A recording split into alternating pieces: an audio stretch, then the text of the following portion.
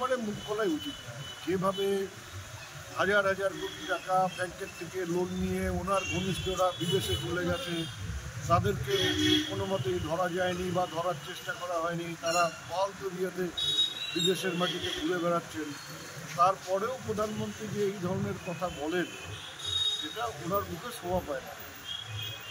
আর ওনার পাশে যারা আছেন বসেছেন তাদের মধ্যে কেউ কেউ তো এই সেদিনও তৃণমূল কংগ্রেসে ছিল, তারা কোথা থেকে ধোয়া তুলসী পাতা হয়ে গেল। একজনকে তো পরিষ্কার দেখা গিয়েছিল যে টাকা নিচ্ছে কাগজে মুড়ে, তাকে পাশে বসিয়ে প্রধানমন্ত্রী যখন তার সাথে কানে কানে কথা বলেন, হেসে কথা বলেন, তখন দুর্নীতির ছোঁয়াটা প্রধানমন্ত্রীর গায়ে লাগে না। কাজেই কাচের ঘরে বসে অন্যকে ঢিল ছোড়া উচিত না, নিজের ঘরটা চুরমার হয়ে যাবে।